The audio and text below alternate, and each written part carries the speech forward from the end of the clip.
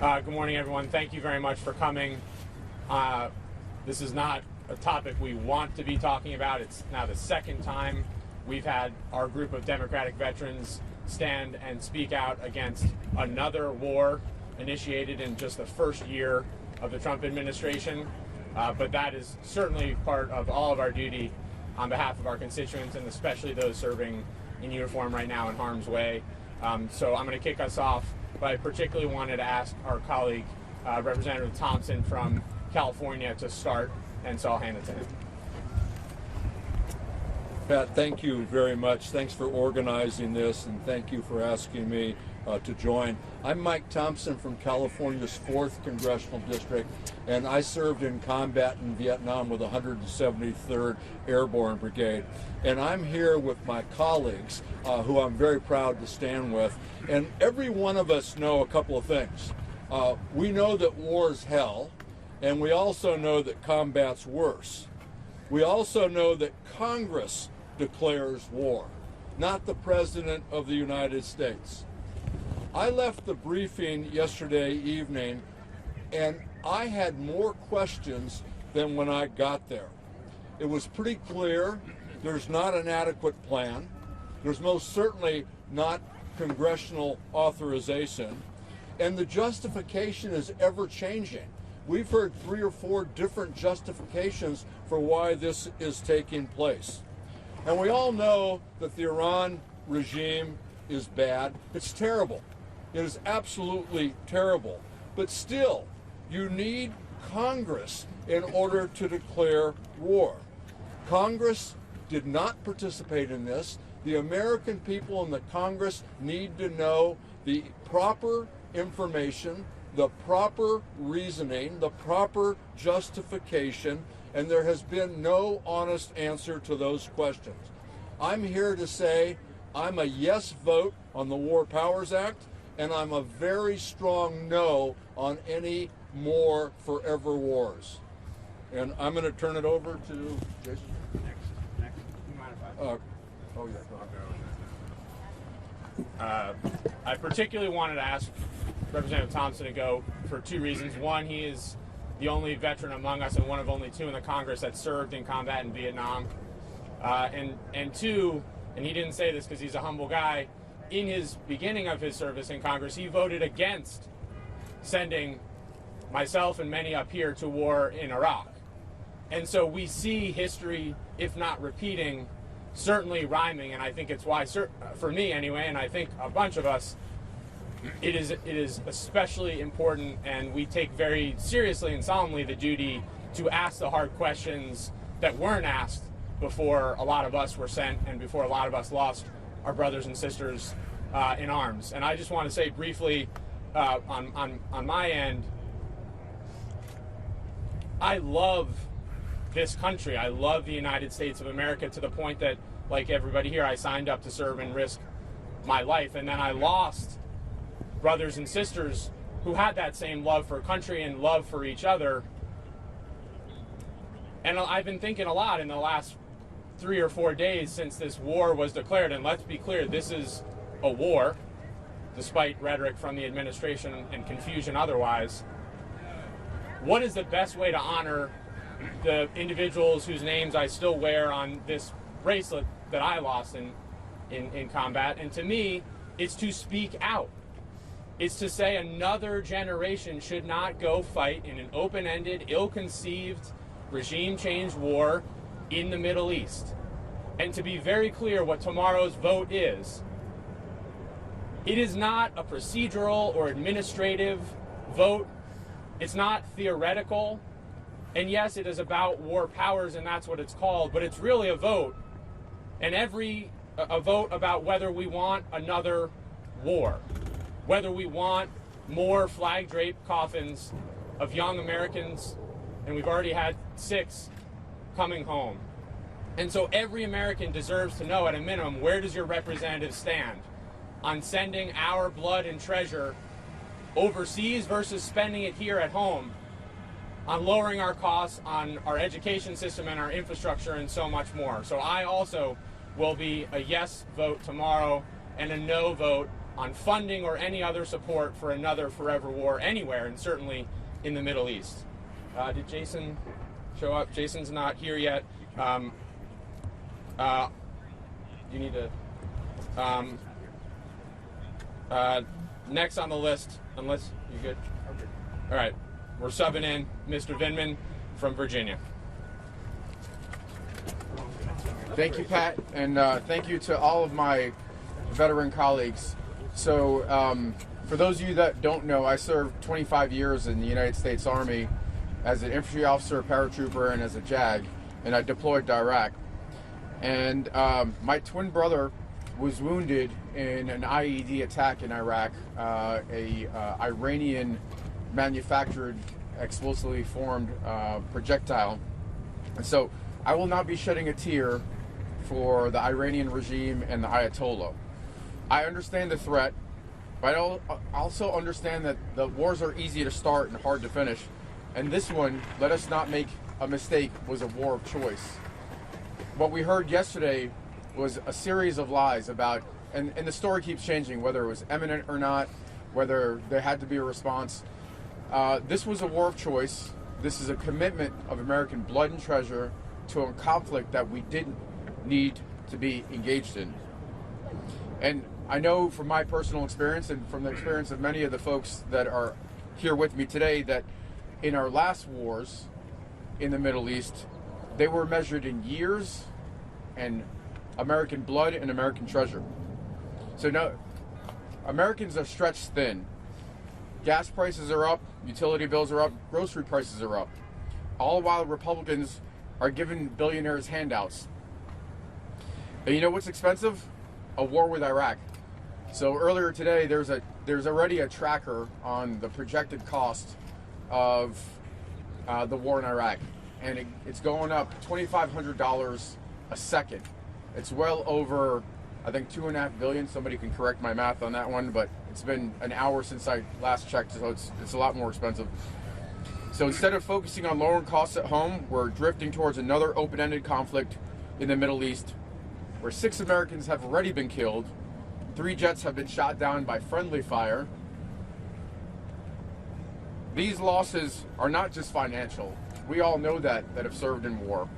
They're borne by families that receive a knock on the door in the dead of night. Congress must act now to check the president's power and choice of war and refocus our efforts on lowering costs for the American people and keeping our troops out of unnecessary danger. All of these things come at a cost. As we're expending hundreds of millions of dollars in interceptors, those are coming at a cost of supporting our allies in Ukraine and preparing for contingencies in China, something that we all need to be concerned about. And that's why I'm joining my colleagues in the Democratic Veterans Caucus in supporting the War Powers Resolution. So we stop writing blank checks overseas while American families struggle here at home. And we stop risking American lives without a clear, lawful path forward. Again, this war is a violation of international law. It's also a violation of domestic law in that it was not authorized by Congress. There's no authorization for military force. Whatever lies my colleagues on the other side are saying and the administration are saying, those are facts. We owe it to the American people and to our troops to put a stop to this madness. Thank you. And with that, I have the privilege of introducing my friend and colleague, Congressman Seth Moulton. My friend and colleague, Chris DeLuzio. Thanks. That's it. Thank you, Eugene. Thanks. I'm glad to be joined by my fellow Democrats and fellow veterans in the Congress. We all swore an oath in uniform. We've all sworn that same oath here in the Congress. We all love this country. I think that's exactly why we see so clearly that this is a war that we do not need to be fighting. We do not need to be having Americans go fight. It's a war of choice. It's a foolish one. It is one the American people in the Congress have not authorized, have not said that Americans should go spill their blood and risk their lives for this. My standard for whether we send Americans to fight is a pretty straightforward one. I think it's one that makes a lot of sense. Can you look the American people in the eye, people of fighting age, and say this is something you should be willing to risk your life and die for? And what I see out of the Republicans and this president, they haven't even tried. And if they were to try, the American people would say no, because they understand this is not a war that we have to fight. Our generation of veterans, so many will bear the cost for as long as they are alive of the last Middle East regime change wars, the forever wars that so many of us served in. Those too, especially Iraq, justified by lies. And what are we seeing? Billions of dollars spent, 6 Americans dead, more wounded.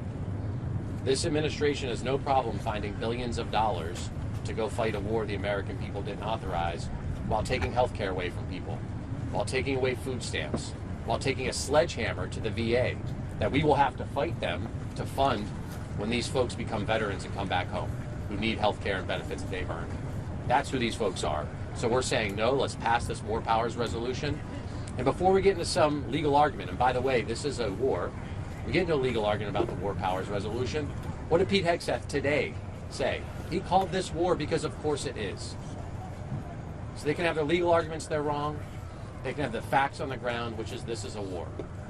A war the American people do not want, a war that we are going to try to stop. That's what our Constitution requires, that's what our oath requires. Okay, I'm proud to introduce my friend from the Commonwealth of Massachusetts, Seth Holden.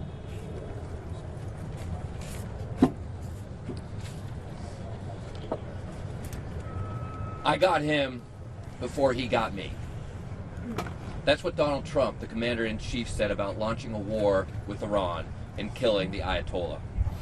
Nothing about protecting America, nothing about our allies, nothing about a strategy or an end goal, nothing about the 6 Americans already dead.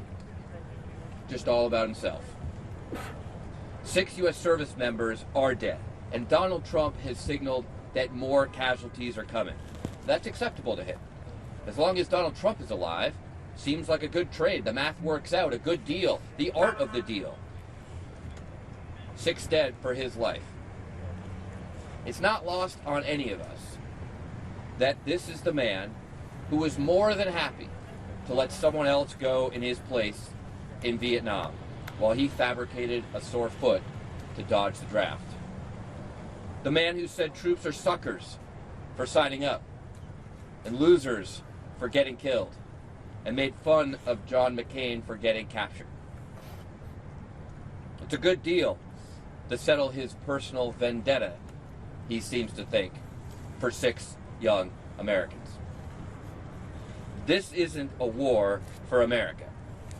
This is Trump's war for Trump.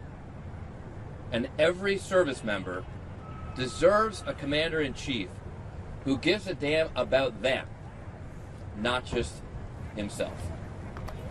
You don't respect the troops, Mr. President, and you never have. Now I'm pleased to introduce my friend and colleague from California, Gil Cisneros. Thank you, Seth. I am Congressman Gil Cisneros. I represent the 31st District in California. And like many Americans, I woke up on Saturday morning to the news that we are at war with Iran. The news came from the same president that campaigned on no more wars, the same one who bombed Venezuela just 2 months ago. But despite what he may think, Donald Trump does not have the ability to declare war. Only Congress does. As a Navy veteran, a current member of Congress, and former Undersecretary of Defense at the Pentagon, I know that is not the way that things are to be done. I've heard nothing from this administration that justifies engaging in conflict in the Middle East. Nothing. Our military is not Trump's private army. Our national security and the safety of our service members overseas are not tools for the president to call on when he's in the mood for a conflict. These are real lives on the line. As a result of this unprecedented and unauthorized war, we have 6 service members who have lost their lives, families whose lives are now altered forever. My thoughts go out to these families and loved ones of their service members that we have lost. We cannot allow their ultimate sacrifice to be taken for granted. We need to hear directly from the president about his plan to prevent another aimless and endless war. We need to hear about the details that prompted this illegal attack on Saturday. And we must pass this bipartisan war powers resolution now to rein in Trump's deadly overreach for the safety and security of every American. So thank you very much. And now I'd like to call on my current Californian and Navy veteran, Jimmy Panetta. Thank you, Gil. Thank you, Gil. Good afternoon, everybody. Jimmy Panetta from the great state of California, Afghanistan war veteran 07 to 08. The U.S. conflict in Iran is about to be the least debated prolonged war in American history. But this is what happens when you have a president that commits troops to war without the consensus of the American people, without the coordination of Congress, and without complying with the Constitution. And that is why I am voting for the bipartisan war powers resolution. Now, although this president campaigned on ending forever wars, in his first year alone, this administration invaded 7 sovereign nations 8 different times. And in every single attack, he ignored the will of the American people. Look, don't get me wrong.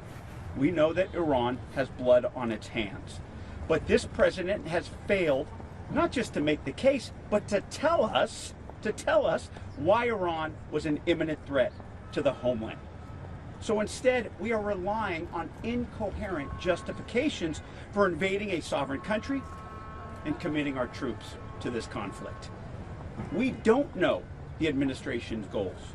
We don't know the plan for the day of, and we definitely don't know the strategy for the day after. But what we do know is that airstrikes don't lead to regime change, especially with a regime and a military like Iran's that is so sprawling and spread out.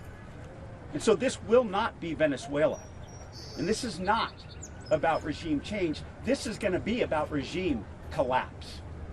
That means more time is needed for this conflict. More resources are going to be invested by the U.S. and more troops will be committed by the United States. That means there must be more debate in the United States Congress. Never has the United States started a war of this magnitude without some form of buy-in from Congress and the American public. And that is why I support Representative Massey and Khanna's bipartisan war powers resolution that mandates explanation and accountability from this administration, debate and deliberation from Congress, and consensus and concordance from our constituents. Let's be clear. This is not just about the president's failure to consult Congress. This is also about Speaker Johnson's refusal to demand consultation and authorization. The American people deserve that. And that's why I'm voting for this war powers resolution. And that's how we as veterans who stand up here today, who represent our constituents in the United States Congress, that's how we uphold our responsibility to you, to this institution, and to our oath to the United States Constitution. Thank you. It's a great pleasure to introduce Chrissy Houlihan from the great Commonwealth. A great Commonwealth of Pennsylvania. Thank you. And this is an instance where I hope that you, at this point in time, have gotten the message from all of us, each of us who stands here, having served in the military in one capacity or the other. I myself served at the tail end of the Cold War and the beginning portions of the Desert Storm period as well in the Air Force. And I think that one thing that hasn't yet been said, of all the things that should be said, is to focus in on Speaker Johnson and his complete failure to use the constitutional powers that we as a Congress have to demand that there be a conversation, that there be a debate. Because I stand here representing more than 700,000 people in my community.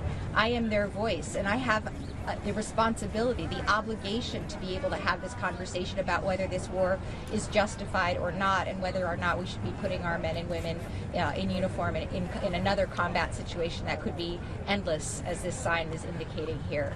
And Speaker Johnson specifically has made choices. He's canceled votes last week. He's canceled votes this week, in my opinion, all in an attempt to silence us and to keep us quiet. He, in conducting the meeting last night, was very rigorous in the timelines that were allowed, which I think was obscene given the fact that we haven't had the opportunity to ask the questions that we should have. And this is the only environment as a member of the Armed Services and the Intelligence Committee that I have yet had to see and talk to those people who are part of the decision-making process on the executive branch side. The last thing that I will say about this is that he has also canceled things like the Foreign Affairs Committee hearings, canceled things like the Intelligence Committee. All of this is our responsibility, our constitutional obligation to be part of this conversation. And so while I'm very, very angry and raging at the administration and this president for getting us into another endless war, I am equally angry, if not more angry, at the fact that Speaker Johnson has abdicated our responsibility and has yielded to this president because apparently he feels as though he's a king. With that, I will yield to Maggie Goodlander, and I appreciate the opportunity to speak with you all. I want to thank Congressman Ryan for bringing us together. The president has launched a war of choice against Iran. 6 patriots have given their lives in this war already. Thousands of fellow Americans are stranded in the Middle East right now. Gas prices, oil prices have spiked like nothing we've seen in decades. The president did this without a clear reason. It's a shifting set of rationales that is an insult to every American who loves this country and who understands that war is hell. He cannot answer the basic question of how this ends, and what he has done defies common sense and the Constitution. So anyone who's served in uniform understands that you don't write a blank check to any president to wage war. And as members of Congress, we will be relentless in upholding our oaths to this Constitution and in doing our jobs. And that starts with passing a war powers resolution that should have come to the floor of the House long ago, and that in a disgraceful and dangerous dereliction of duty, the Speaker of the House has stood in the way of Congress in doing our job for the American people. We will be relentless because the people of this country, every person who served in uniform, deserves answers and accountability. So I thank you, and I'm proud to stand alongside my colleagues in this effort.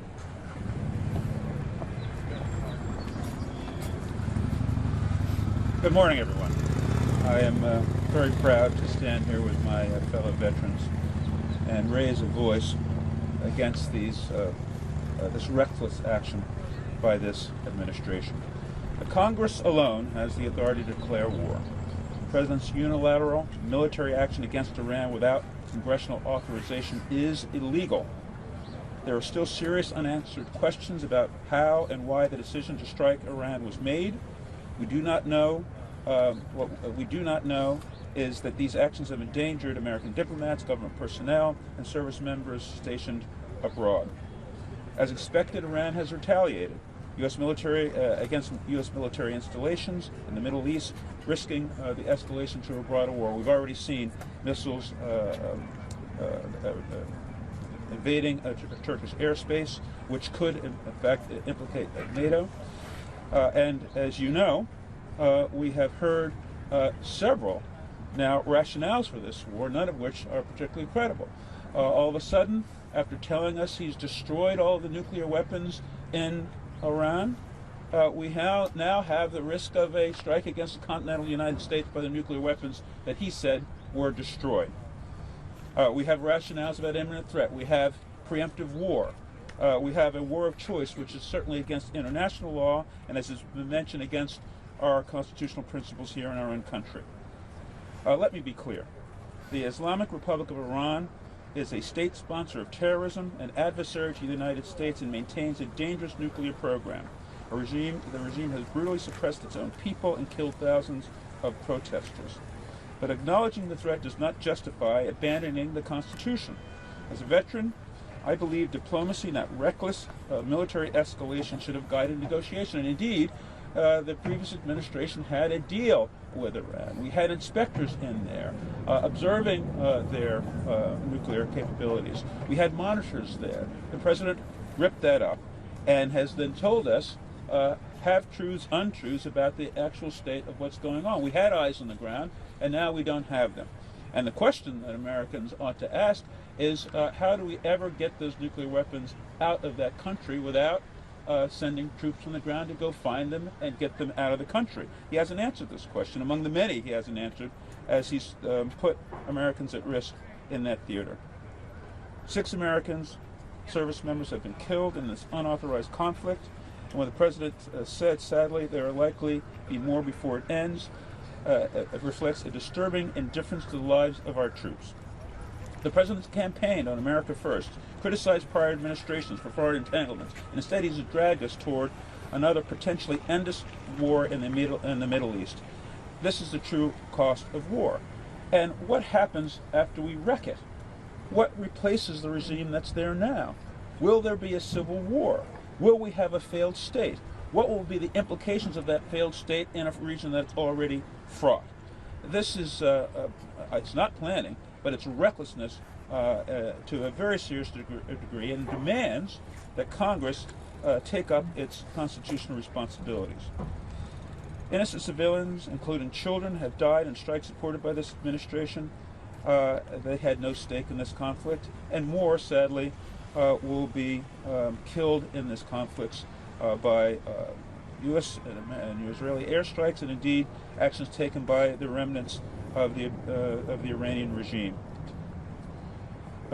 House Republicans have failed to exercise their constitutional duty as a check on the executive branch, and indeed that article is in the Constitution because the founders saw capricious kings, sending their countries to war, depleting their economies, destroying the lives of the people in their country, often for vainglorious reasons. That's why the Constitution says that the people of this country shall have a say about whether war will be conducted by the United States because of history. This is an administration who never reads a history book, it seems to me, which is part of the reason why we're here now.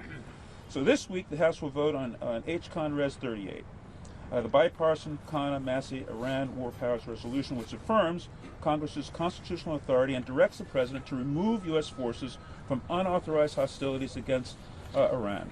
I will be voting in favor of this resolution and will continue working with my colleagues and others who have sworn allegiance to our Constitution and right to defend what's right in our country. Thank you. Thank you to all my colleagues. Thank you all for being here. Thank you to Vote Vets for your partnership on this and a lot of other critical initiatives. We're happy to take questions. Obviously, if folks need to head out, please do. Your leadership has told you all to be united on this war powers vote, but there are some Democrats, Representative Relentless is one of them, who plans to vote from this resolution. What is your message to other colleagues who may be on the fence right now and want to show strength on the national security front? I'll quickly answer if anybody else wants to jump in. This is the least partisan issue that we should have to deal with. This is not about party. It's about, do you believe in the Constitution and that the voice of the people of the United States decide if we go to war or not, rather than, as Mr. Conaway just said, a capricious king. That's what this is about. We're not going to entertain partisan framed questions. This is about every member of Congress, frankly, whether you agree or disagree with the war itself, saying the American people have a say, and that is outlined very explicitly both in the Constitution and in Section 2C of the War Powers Act, which the Constitution passed and overrode the vote of the president at the time. That's what this resolution reasserts. I think what you have to realize is that, like I said, this is the least debated prolonged war in American history. And therefore, the more debate that we have in Congress, the better we are as an institution. So there are a number of war powers resolutions from Mr. Meeks Mr. Gottheimer, and of course the Representative and Republican Thomas Massey's War Powers resolution that we're going to be voting yes for tomorrow. So my attitude is the more resolutions we have, at least that allows us to do our job in Congress and actually debate what we should be talking about, and that's the conflict in Iran. Sir. Yes, President Obama bombed more countries than President Trump. Did you prepare for this war? Nearly 2,000 US military were killed in this war. Many of us, in whether in Congress or otherwise, have spoken out against wars in a bunch of different capacities. Certainly myself, regardless of administrations. I was very critical of the Biden administration and their handling of Afghanistan, and I think others can answer for themselves. One key difference here, agree or disagree with the decision itself, all of those operations were conducted under an authorization for the use of military force, voted on by the Congress, and ultimately at least involving some level, as colleagues have said, of small d democratic debate and consultation with the American people. The war in Libya didn't happen. We're going to keep moving on. Secretary Rubio and key congressional allies, including Speaker Johnson and Senator Tom Cotton, the chair of the Intelligence Committee, have said that the reason that America decided to attack Iran is because Israel was going to do it first. Why is this administration basing their foreign policy based on the impulses of another foreign government? I mean, Secretary Rubio has changed his story about 12 times in the last 24 hours. It's clear they're either lying or confused, or some combination thereof. That's part of what we're all saying here is this is a decision, most importantly, to protect the American people and to be guided by the voices of the American people. This is an administration that ran on ending wars and America first, and this is the exact opposite, and I think that quote certainly very, very bluntly shows that. Anybody else want to speak to that? I'd just say, look, there's mass confusion with this administration. Secretary Hegseth has also said that this wasn't about regime change, but yet the president said he had a list of people that they were looking to replace once they took out the Ayatollah. So when it comes down to is they do not really know why they did this. This is all about Trump's, personal vendettas or whatever it may be. Because, like he said, if we're going to get I got him before he's going to get me. The thing is, we need to make sure the American people have a say, and they haven't had a say, and that's why we need to debate this, as my colleagues have said. Any commentary specifically on Israel, then? I think, look, we need the United States needs to worry about the United States and our national security, and you're right. Other nations should not be dictating what we do to defend our country. This is not about Israel. This is about President Trump choosing to go into Iran. Let's make that clear. Okay, and you need to realize the burden that our Israeli partners are actually shouldering at this point going into this. So when you talk about who's going to get out the nuclear capacity that they have right now, we're not putting boots on the ground, it's going to be them. So I think you need to realize that this is a shared burden, but when it comes down to getting into this, it's all about President Trump. Thank you, Lori. Thank you. Earlier from the Pentagon, Secretary Hegseth made a couple of comments that I hope you can I can get your reaction to. He said death and destruction from the sky all day long. We're playing for keeps. Our rules of engagement are bold, precise, and designed to unleash American power non-distractedly. And lastly, this was never meant to be a fair fight, and it's not a fair fight. We're punching them while they're down, which is exactly how it should be. I want to get your reaction to those comments that the Secretary made this morning. I mean, I think all of us have been from day one very outspoken of what we think of Secretary Hegseth. He's a joke. It's like an avatar where he thinks if he just talks tough, that makes up for his complete lack of any plan, any strategy, any understanding of what the hell is going on. And that seems to be another rambling of, quotes that have nothing to do with answering the questions. The fact that the Pentagon has completely shut down their press room and kicked out major reputable, the most reputable and accomplished outlets, and instead filled it with a bunch of sycophants, including an actual participant in January 6th is now part of that press room. It's because they don't want to answer the hard questions, and when they get asked any hard questions, they give these bizarre, incoherent bumper sticker tough guy things that I mean, imagine looking the families of those 6 in the eye and saying that kind of BS. He's a joke. So. I wanted to get your thoughts on the resolution from Representative Gottheimer, which would give the administration another 30 days to continue strikes. Is that in contradiction with this resolution that you're going to be voting on this week? The vote this week is on this resolution.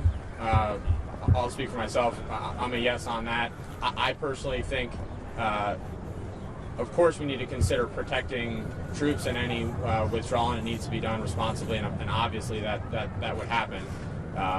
And so I personally don't think we need that additional time, but happy to look at that resolution. I don't know if anybody else wants to speak to it. Kevin? It seems Senator Todd Young is going to be voting no on this over there on the Senate side, so it's very unlikely that the votes are going to be there to get this passed. Which one? The one part of the resolution, the Senate side. Oh, okay. Senator Kane's resolution. Yes. Yeah. If it ultimately is a failure on the Senate side and potentially on the House side, one, does that potentially set up a situation where Trump feels even more involved? And two, what are your next steps? To be very clear, I'm still optimistic that a few Republicans will actually read the Constitution and find their spine and vote to pass this in a bipartisan way, in addition to Mr. Massey. And that's what we're all pushing for the next 24 hours. And every American, please push and call your representatives to that effect. So really not willing to concede that. If, though, in a hypothetical situation, I mean, if the administration felt so strongly about their case to do this strike, then they could have come to the Congress, as has been done throughout time, and either asked for a declaration of war or asked for an AUMF, an authorization for the use of military force, as was done post 9/11, as was done in 2002 ahead of Iraq, and at least have that debate and let that play out. And when we asked them whether they would do that, they wouldn't answer that in the briefing last night. So, you want anything else? I'll just say, look, the president has to get the authorization of Congress, right? He does not have the ability to act alone. And that is part of the problem here, and that's why we're fighting, that's why we're against this. Is because he, like my colleague just said, right, he needs to come. If he is so beholden and feels so strongly about this, then they should have asked for permission. But the way this president thinks is that he can just go about and act on his own, that he's the commander-in-chief, that gives him the authority to go out and conduct war just as if he was a king, and that is not our system of government, and that's why we need to continue to push back. I think we'll call it there. At least I can happy to stand around and take individual questions, but in the interest of time and climate, we'll get everybody out of here. So thank you all very much for being here.